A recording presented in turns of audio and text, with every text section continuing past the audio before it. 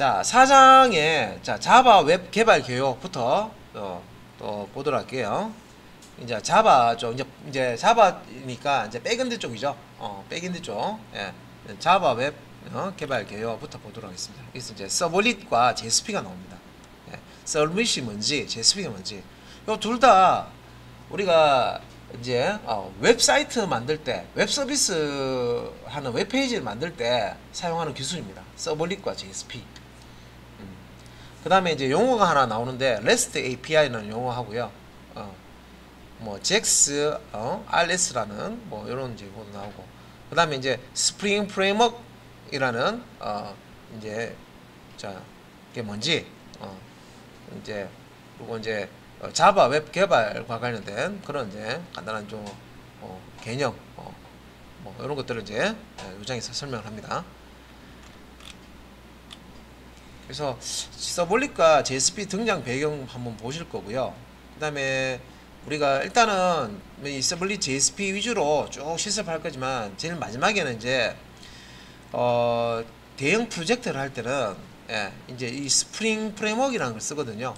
여기 이제 개념을 같이 이제 볼 거고, 그 다음에 이제 REST API가 뭔지, REST API 하는데 REST API가 뭘 얘기하는 건지, 개념하고 어떻게 동작하는지, 그런 것들은 이제 설명을 좀 드리도록 하겠습니다. 자, 먼저 이제 서블릿과 JSP에서 서블릿부터 설명을 좀 드릴게요. 자, 이제 백엔드 쪽입니다.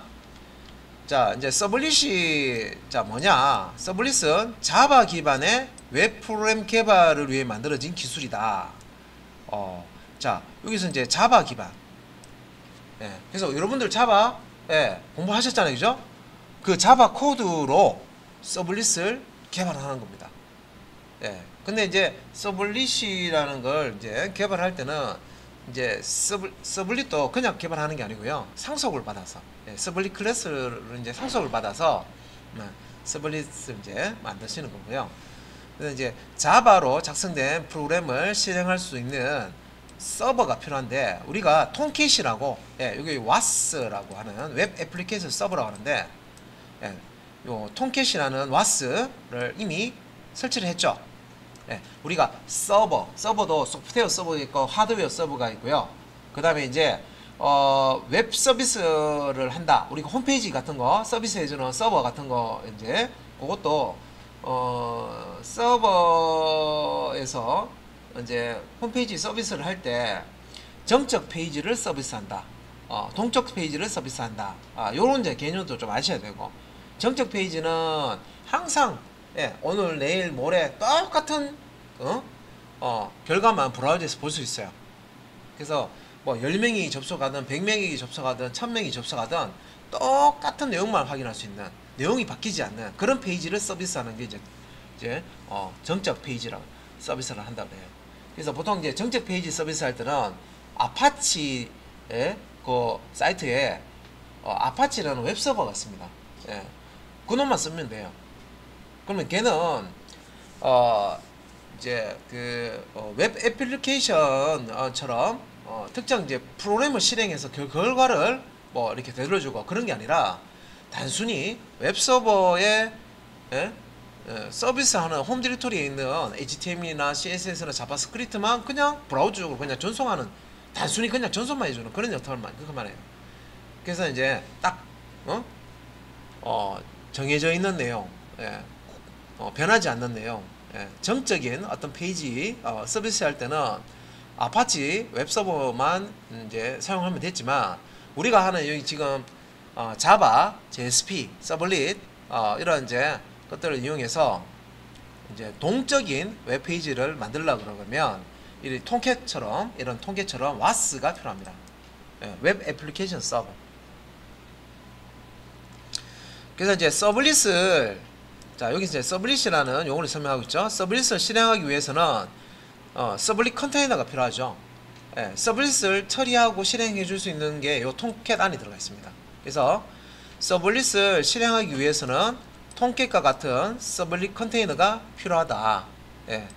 자, 톰캣과 같은 서블릿 컨테이너가 필요하다. 그래서 이런 이제 서버 소프트웨어는 일반적으로 이제 WAS, 웹 애플리케이션 서버라고 합니다.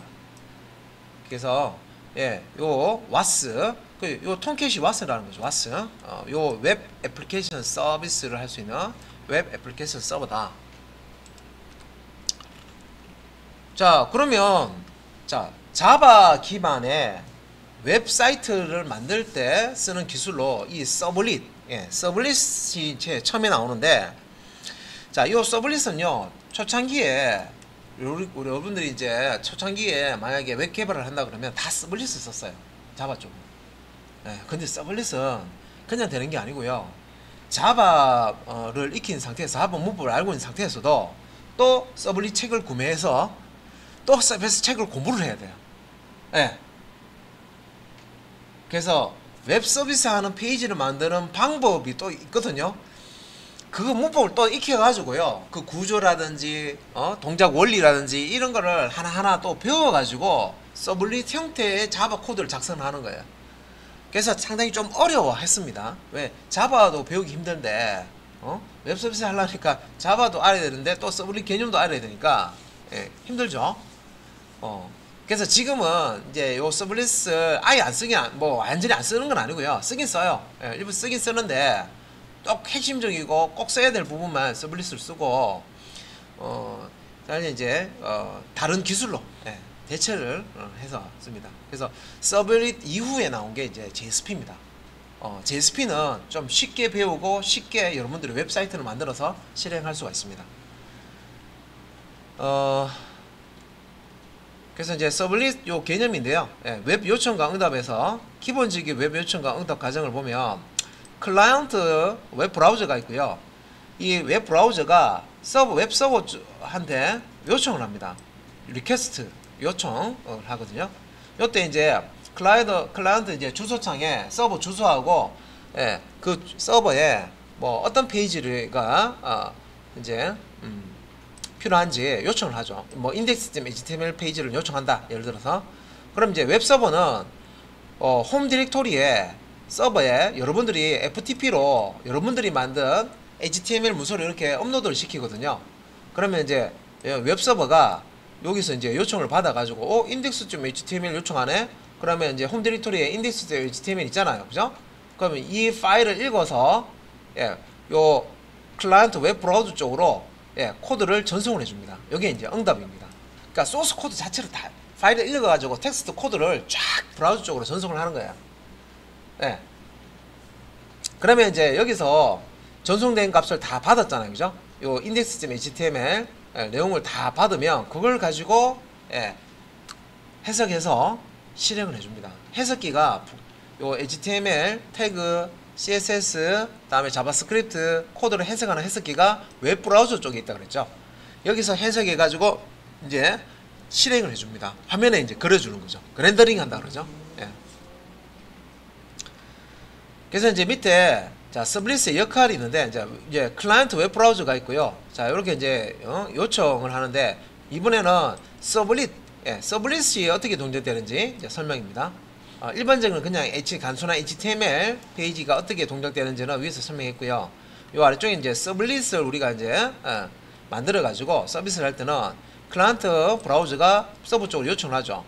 그런데 이 클라이언트가 요청하는 게 단순한 이 정적인 페이지가 아니라, 예, 요 서블릿 페이지를 요청하는 거예요. 서블릿은 프로그램이거든요. 프로그램을 요청을 하고 있어요. 그러면 웹 서버는 프로그램 처리를 못 해요. 예, 이 서블릿처럼 서블릿이나 JSP 이 프로그램 처리를 못해요. 예, 그런 기능이 없어요. 그래서 토스를 합니다. 어디로? 이 웹서버가 여기 보시면 뭐 따라온 게 있는데, 이게 이제 와스예요. 와스. 예, 와스 쪽으로, 예, 그러니까 여기 와스 안에 컨테이너라고 하죠. 서블릿 컨테이너 쪽으로 요청을 해요. 서블릿을 이렇게 호출을 합니다. 그러면 서블릿 컨테이너 안에 있는 서블릿을 이제 실행을 하겠죠.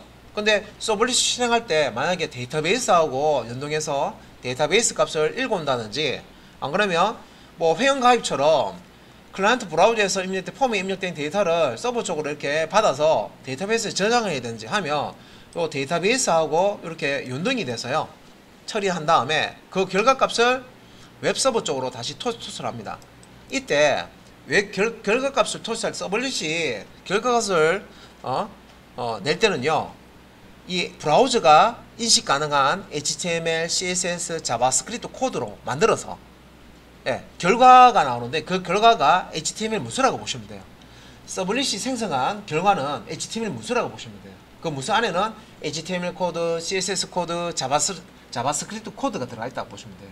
왜? 브라우저는 요 세 가지만 이해할 수 있잖아요. 그죠?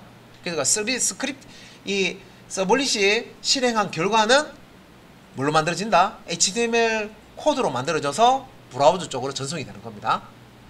예.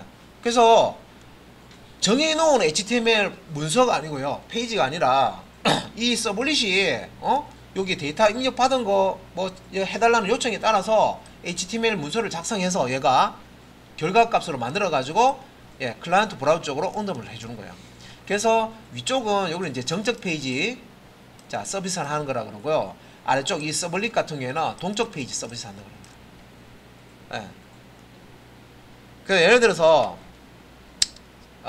이 서블릿이 계산기 서블릿이다. 예를 들어서 그러면 이런 이제 정적 페이지를 서비스하는 웹서버에서는요. 예를 들어서 브라우저 이렇게 폼에다가 1 해서 탁 서버 쪽으로 주면요. 얘는 아무 처리를 못해요. 예, 1 처리를 서버에서 계산을 못해줘. 그런 해주는 기능이 없어요. 예, 단순히 그냥 여기서 어떤 페이지 보여줘 하면 만들어져 있는 페이지만 딱 보여주는 이런 정적 서비스만 하거든요. 웹서버는. 근데 이제 아래쪽에 이제 서블릿 와스에서 예, 이 이제 서블릿을 실행을 해서 서비스 하는 거는 브라우저에서 자 1 계산해줘 라고 해서 서버 쪽으로 던지죠. 데이터를 던지면 서블릿 이 덧셈 염산하는 프로그램을 미리 만들어 놓은 거예요. 서블릿으로. 그러면 이제 이 서블릿에서 두 개의 값을 1-1을 이렇게 값을 받아 가지고요. 이걸 이제 연산을 합니다. 서블릿 프로그램에서 해서 결과 나오겠죠. 2 나오겠죠. 2라는 값을 그냥 보내주면 홈페이지에 그냥 2라고만 이렇게 뜨잖아요. 그러면 멋있게 보이게 하려고 그러면 HTML 구조 안에다가 테이블 안에다가 1과 1을 더하면 2가 나온다라고 테이블로 이쁘게 만들어서 그죠? 그렇게 색깔도 좀 넣어주고 그렇게 이제 HTML 코드를 만들어 가지고 예, 이 웹서버 쪽으로 주면 웹서버가 요 클라이언트 브라우저 쪽으로 예, 그 코드들을 쫙 전송해 줍니다. 그러면 브라우저는 그 내용을 받아서 예, 출력을 하는 거죠. 그러면 1-1을 서버에 요청했을 때 2가 나오지만 2-2를 요청하면 얘가 이제 4를 이제 응답을 해주는 거예요. 어떤 요청에 따라서 다른 어떤 응답이 오죠. 그래서 동적이다. 바뀌는 어떤 페이지 서비스가 되는 겁니다.